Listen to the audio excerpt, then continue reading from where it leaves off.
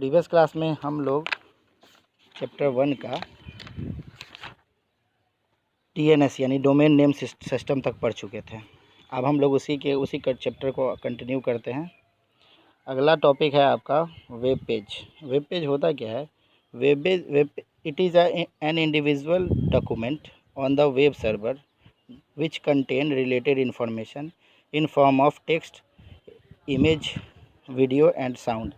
यानी यह एक वेब पेज एक पेज होता है जिसमें सारा डॉक्यूमेंट यानी इमेज, वीडियो, साउंड और एनिमेटेड होता है। ये मेनली क्रिएट किया जाता है HTML लैंग्वेज में और यूनिक एड्रेस के साथ। Each web page has its unique address on the web server, जिसको हम लोग URL के नाम से जानते हैं। अब उसके बाद है आपका नेक्स्ट है कि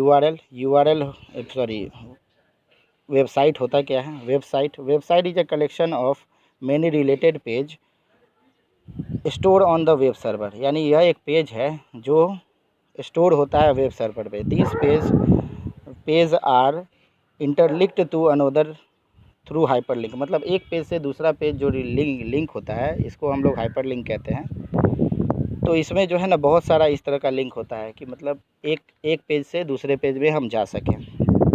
ये मेनली वेबसाइट्स का कलेक्शन होता है जो स्टोर होता है। जैसे कि हम लोग जानते होंगे google.com, ये सब क्या है? वेबसाइट का ही एड्रेस है। गूगल, याहू, ये सब।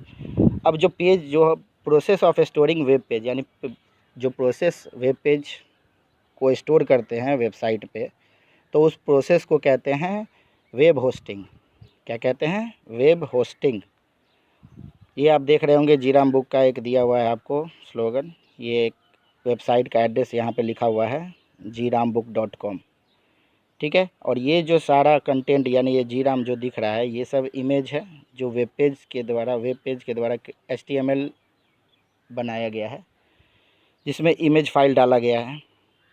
उसके बाद आता है आपका वेब पोर्टल।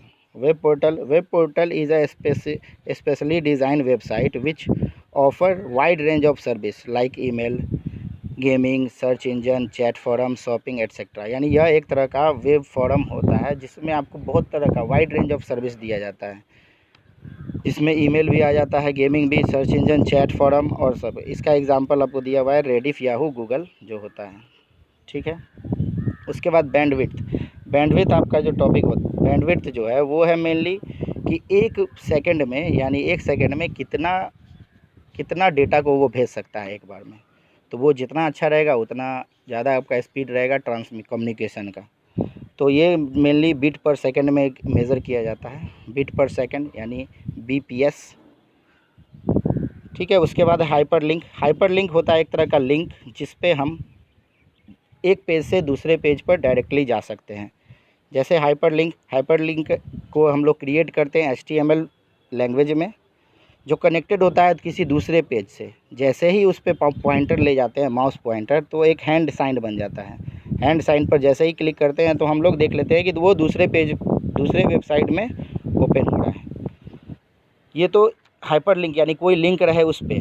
अब हाइपर टेक्स्ट क्या होता है? हाइपर टेक्स्ट होता है कि आपका डॉक्यूमेंट पेज आपका एक ही है उसी में, और उसमें कोई टेक्स्ट होता है। जैसे ही उस टेक्स्ट पे हम जैसे क्लिक करते हैं तो उसी पेज में आप नीचे जाके या फिर कहीं पर जहाँ पर भी वो पेज का कंटेंट रहता है वहाँ पर आप चले जाते हैं। कभी कभी हम देखते होंगे कि एक ही पेज में मेरा बहुत सारा छोटा फॉर्म लिखा हुआ है, माउस, प्रिंटर, ये सब, और जैसे उस पर क्लिक करते हैं तो स्क्रॉल करता है, यानी हमारा मॉनिटर जो है वो नीचे की ओर जाता है और हम लोग उस टॉपिक का डिटेल पढ़ पाते हैं। It is the text on web page which is linked to some other part of document और अनदर ऑब्जेक्ट, यानी कोई दूसरे ऑब्जेक्ट से कनेक्टेड होता है। उसके बाद है आपका नेक्स्ट टॉपिक नेटवर्किंग डिवाइस। अब हम लोग अभी नेटवर्किंग पढ़ रहे हैं। नेटवर्किंग में कुछ फैक्ट सब थे। अब हम लोग पढ़ते हैं कि उसमें कौन कौन से डिवाइस इम्पोर्टेंट है। तो फर्स्ट डिवाइस है modem. This is device to needed computer system with communication network. यानी यह एक तरह का कम्युनिकेशन नेटवर्क बनाता है। इसका फुल फॉर्म होता है मॉड्यूलेटर डीमॉड्यूलेटर। इसका मेन पर्पस क्या है कि ये एक डिजिटल सिग्नल को एनालॉग सिग्नल में कन्वर्ट करे और एनालॉग सिग्नल को डिजिटल में कन्वर्ट करे। जैसे हम लोग टेलीफोन लाइन से अगर नेट कनेक्ट करते हैं अपने मोबाइल पे या सॉरी अपने कंप्यूटर पे, तो वो जो डिजिटल एनालॉग सिग्नल जो टेलीफोन लाइन के माध्यम से आया है उसको ये कन्वर्ट करता है डिजिटल्स में, और डिजिटल के कन्वर्ट करने के बाद वो हमको स्पीड यूज़ करने माने नेट यूज़ करने की फैसिलिटी दे देता है उससे। और फिर यहीं से जब हमको ईमेल भेजते हैं तो डिजिटल फॉर्म में हम भेजते हैं, तो उसको फिर एनालॉग में सिग्नल में कन्वर्ट करके वो चैनल के थ्रू मतलब टावर के थ्रू दूसरे जगह भेजता है, फिर वहाँ पे रिसीव होता है, फिर वही चीज़ होता है। अब मॉडेम क्या होता है, दो तरह का होता है मेनली, यहाँ पे लिखा हुआ है आपका दो तरह का मॉडेम होता है, एक इंटरनल और एक एक्सटर्नल। इंटरनल मॉडेम जो होता है वो कंप्यूटर के इनसाइड CPU बॉक्स में इनबिल्ट होता है, बट एक्सटर्नल मॉडेम जो होता है वो कंप्यूटर के बाहर लगा होता है। इसको हम हटा भी सकते हैं, दूसरे सिस्टम में भी लगा सकते हैं, पोर्टेबल होता है। उसी तरह है अब हब, नेक्स्ट पॉइंट है आपका हब। हब जो होता है, hub is a central hardware device that manage flow of data across the network. मतलब हमारे डेटा को सारे नेटवर्क में किस स्पीड में भेजा जाए वो इस पे हब पे डिपेंड करता है। मान लो ये हब का फिगर है, हब में जैसे यहाँ 4 पोर्ट दिखा रहा है और एक सेंट्रल इनपुट होगा, इसमें जैसे हम 4 पेन ड्राइव लगाएंगे तो चारों का स्पीड जो है ना इक्वली वो डिवाइड कर देगा। अगर मान लो मेरे अगर एक पेन ड्राइव का स्पीड अगर 20 Mbps है, तो अगर हम 4 अगर इसमें लगा देते हैं तो वो इक्वली डिवाइड कर देगा, क्या करेगा उसमें 5 Mbps सबको दे देगा। ठीक है, उसी तरह स्विच भी है, स्विच भी जस्ट लाइक हब है। Switch is also a central hardware device manage the flow of information among the computer and device connected to it, but unlike hub the switch जो है वो सिग्नल को माने signal हमारे information को बस desire पे भेजता है, बट ये जो था हब जो था वो सारे में स्प्रेड करता है इक्वली, बट स्विच जो है वो केवल एक जिस पे हमको डिज़ायर है बस उसी पे भेजता है, वो मतलब जिस में जाना है वो बस उस पे, तो इसलिए स्विच ज़्यादा फास्ट है आपका हब से। अब उसके बाद आता है router. This network device use to route the data across the different part of network when computer is connected to wide area network. Router एक तरह का रूट बनाता है डेटा को ट्रांसमिट करने के लिए यानी भेजने के लिए एक जगह से दूसरे जगह, जब भी हम लोग WAN यानी वैन यूज़ करते हैं तब। ठीक है, उसके बाद है गेटवे एक तरह का स्पेशल नेटवर्किंग डिवाइस है which help to connect to dissimilar network, यानी दो डिसिमिलर नेटवर्क को जब मिलाने का बात होता है यानी एक जगह लिंक करने का बात होता है तो हम लोग गेटवे यूज़ करते हैं। It is the central high speed connecting structure established for exchange information among 2 और मोर नेटवर्क, यानी 2 से ज़्यादा नेटवर्क से जब भी हम डेटा शेयर करेंगे तो वो इसी के माध्यम से करना होगा हमको। It often act a security mode, यानी यह सिक्योरिटी मोड भी देता है आपको। जैसे कि दो अलग तरह का नेटवर्क है, उस दोनों में जैसे ही हम उस एक से दूसरे में एक्सेस करते हैं तो यहाँ पे सिक्योरिटी मोड यानी कुछ तरह का सवाल या कुछ और भी पूछा जाता है जिसके कारण ये सिक्योरिटी भी देता है आपको। उसके बाद प्रोटोकॉल हम लोग जान ही चुके हैं। प्रोटोकॉल क्या होता है, एक सेट ऑफ रूल है जिससे हमारा उस रूल को फॉलो करते हुए कोई भी कम्युनिकेशन होता है। ठीक है, data on the network involving communication between the client and server system, so we some standard rule, यानी कुछ रूल है हमारे पास जो हमको फॉलो करना माने कंप्यूटर सिस्टम फॉलो करता है कम्युनिकेशन के लिए।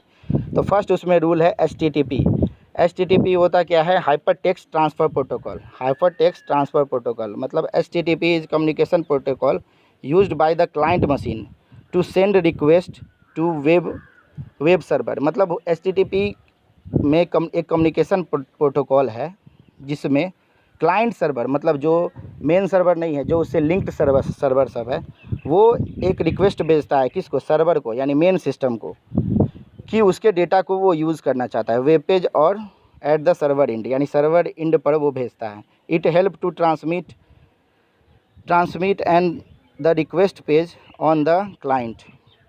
It generally use in combination with www to access the hypertext document। यानी जब हम हम हाइपरटेक्स्ट पढ़े थे कि उसमें क्या होता है कि एक टेक्स्ट माने एक लिंक को जैसे ही दूसरे जगह कनेक्ट करते हैं, और हाइपरटेक्स्ट में पढ़े थे कि उसी पेज पे जब कनेक्ट करते हैं पेज को तो ये मेनली तब यूज़ होता है जब हाइपर टेक्स्ट किया जाता है। It is the web server on the client machine, यानी यह एक वेब सर्वर है क्लाइंट मशीन पर, which interact with the remote machine, जो रिमोट मशीन मतलब दूर वाले मशीन जैसे वेब सर्वर से इंटरेक्ट करता है। Using the HTTP by sending the HTTP request, the web server deliver the requested resource, यानी जब भी जैसे ही हम रिक्वेस्ट भेजें किसको, क्लाइंट को, सर्वर को, तो ये HTTP यानी HTTP के थ्रू वो समझ गया कि किसी रिसोर्स को वो माने वो मांग रहा है, परमिशन मांग रहा है यूज़ करने का। The requested resource to the client in the form of HTTP response. अब उसको जो वो रिस्पॉन्स मिलता है या तो एक्सेप्ट करेगा या डिक्लाइन करेगा, डिनाई करेगा, तो ये रिस्पॉन्स उसको भी HTTP रिस्पॉन्स के रूप में मिलता है। उसके बाद आता है आपका TCP और IP। TCP का फुल फॉर्म यहाँ पे होता है ट्रांसमिशन कंट्रोल प्रोटोकॉल, और IP का होता है internet protocol. Internet is used packet switching technique for transferring data and job converting the information to equal size of packet in the response of TCP, responsibility of TCP at the source computer। ये देखो जैसे ही हम कोई data transfer करते हैं यहाँ से, तो वो एक छोटा छोटा पैकेट में डिवाइड हो जाता है। छोटा छोटा पैकेट मतलब एक तरह का पैकेट जो बनता है वो, और वो एक पैकेट नहीं होता है जैसे कोई भी सामान का पैकेट जैसे होता है, उसी के तरह का एक छोटा छोटा पैकेट वो डिवाइड हो जाता है, पैकेट के रूप में डिवाइड होता है इक्वली साइज में, और फिर उस पैकेट्स को वो ट्रांसमिट करता है दूसरे जगह, और दूसरे जगह जब भी ऐसे वो पैकेट रिसीव होता है तो उसी सीक्वेंसली में उस पैकेट को अरेंज करके उसको डिकोड करके इन्फॉर्मेशन उससे निकाला जाता है। सोर्स कंप्यूटर पे ये सब बनता है आपका template. It is also responsible for assembling the receive packet, और ये भी रिस्पॉन्सिबल होता है, रिस्पॉन्सिबिलिटी इसी की होती है कि वो रिसीव पैकेट पे माने रिसीवर एंड में उस पैकेट को रिसीव करे और डेस्टिनेशन कंप्यूटर को ओरिजिनल इन्फॉर्मेशन प्रोवाइड करे। द रिस्पॉन्सिबिलिटी ऑफ IP, ये था सब TCP का। अब IP का क्या रिस्पॉन्सिबिलिटी है? IP, the responsibility of IP is to assign the address of destination computer to each packet and route then the over network their destination. मतलब जैसे ही पैकेट सारा पैकेट बना, तो IP का रिस्पॉन्सिबिलिटी यह है कि वो सारे पैकेट में वो एड्रेस प्रोवाइड करे, हर सिस्टम माने उस सिस्टम का जहाँ से वो ओरिजिनेट हुआ है, यानी जहाँ से वह बना है, उसका वो रिस्पॉन्सिबिलिटी है कि वो उससे क्लियर करे कि कहाँ से वो फाइल आया है या फिर वो कहाँ से वो इन्फॉर्मेशन आया है। ठीक है, यही है। उसके बाद है IMAP internet message access protocol. IMAP is a standard email protocol, यह एक ईमेल प्रोटोकॉल है which is used to store email message on the mail server, but it allow the user to view and manipulate message if there are store on the local computer.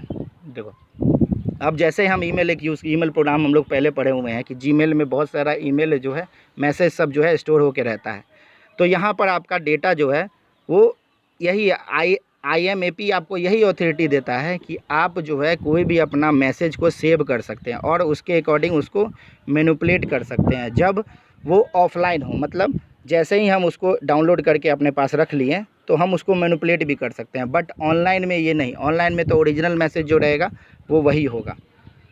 ठीक है, उसके बाद आता है SMTP simple mail transfer protocol. Simple mail transfer protocol is used when email is delivered from an email client to an email server और when the email is delivered from the one email server to another. जैसे ही हम अब email ये SMTP कब work करता है? जैसे ही हम किसी एक मेल को दूसरे जगह भेजते हैं, किसी दूसरे को भेजते हैं, तब ये प्रोटोकॉल वर्क होता है। ठीक है, उसके बाद आता है इंटरनेट और इंट्रानेट। इंटरनेट और इंट्रानेट होता क्या है, ये दोनों में अंतर थोड़ा समझना पड़ेगा आप लोग को। Internet is the accessible to every user all over world, यानी इंटरनेट को जो है ऑल ओवर वर्ल्ड में यूज़ किया जा सकता है। यानी सारे हम यहाँ पे यूज़ किए, हम यहाँ पे बैठे हुए हैं तो हम न्यूयॉर्क का वेबसाइट ओपन करके कोई भी उसका कंटेंट देख सकते हैं अगर वो एक्सेस दिए हुआ है तो। Every computer in internet is identify by the IP address. सारा का सारा कंप्यूटर जो इंटरनेट पर है उस सारे को आईपी एड्रेस से आइडेंटिफाई किया जाता है। A unique set of number, ये नंबर के फॉर्म में होता है। आपको नंबर का एग्जांपल पहले ही दिखा हुआ है, ये आपको दिखाया जा चुका है। When the identification, when identifier a computer is located, यानी जैसे ही आइडेंटिफायर लोकेट होता है तो आईपी एड्रेस उसका मिल जाता है। अब इंट्रानेट क्या होता है? Intranet is a private network that contain within an organisation. मतलब इंट्रानेट एक प्राइवेट नेटवर्क होता है जो एक ऑर्गेनाइजेशन के द्वारा बनाया गया था। Computer in intranet are not available for the world outside of intranet. मतलब जो इंट्रानेट के अंदर जो भी डेटा प्रोवाइडेड है वो वर्ल्ड माने उस ऑर्गेनाइजेशन के बाहर इंटरनेट पर अवेलेबल आपको नहीं मिलेगा। Usually such organisation has the own intranet network and employ of that company can access computer in their intranet. देखो इंट्रानेट मेनली होता क्या है कि अगर मान लो इस स्कूल में ही हम लोग एक नेटवर्क बना लेते हैं छोटा सा, जिसमें यहाँ का सारा कंप्यूटर जो है एक दूसरे से लिंक्ड हो जाए और सारा इन्फॉर्मेशन एक दूसरे से शेयर हो, तो हमारा जो इन्फॉर्मेशन है वो केवल हम ही लोग तक शेयर रहेगा, बाकी इंटरनेट में हर लोग नहीं पढ़ सकते हैं अगर हम उसको शेयर नहीं करते हैं तो यही है इंट्रानेट। इंट्रानेट एक छोटा सा ऑर्गेनाइजेशन के लिए, प्राइवेट ऑर्गेनाइजेशन के लिए बनाया जाता है।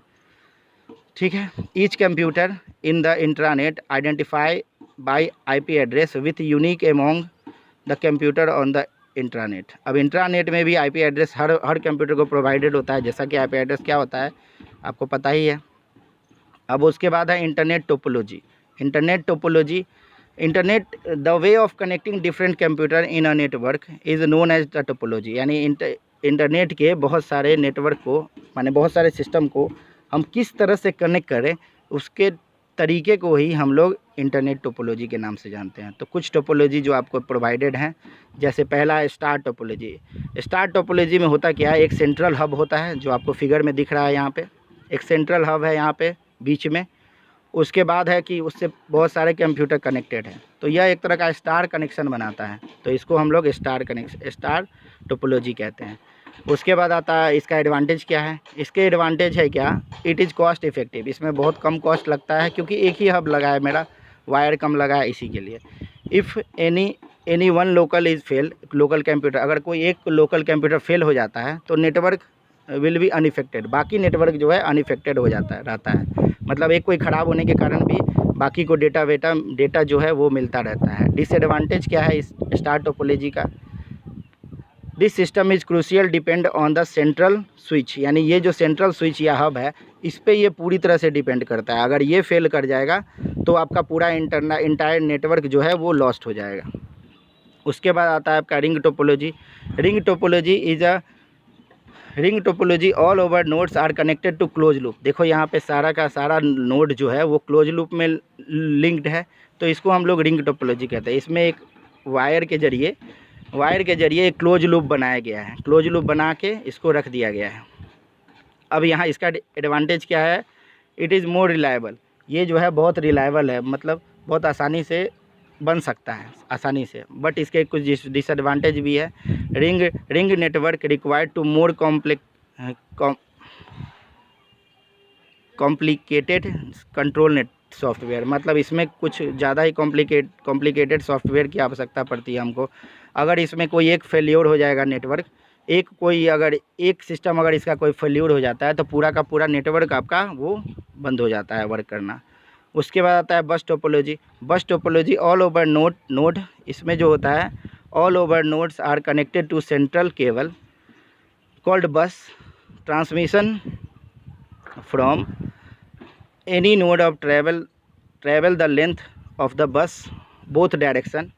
यानी ये देखो इसमें मेनली होता क्या है कि एक बस के द्वारा सारे के सारे कंप्यूटर एक दूसरे से कनेक्टेड हो जाते हैं। इसमें सारे के सारे और सारा का सारा जो है एक दूसरे से इन्फॉर्मेशन ले सकता है और दे भी सकता है। ठीक है। अब इसका एडवांटेज क्या है? It is easy to setup. ये सबसे ईजी है सेटअप करने में। Failure one node does not effect other. यानी इसमें कोई एक भी नोड अगर फेल्योर हो जाता है तो पूरा का पूरा नेटवर्क आपका डिस्ट्रॉय नहीं होगा। डिसएडवांटेज क्या है इसका?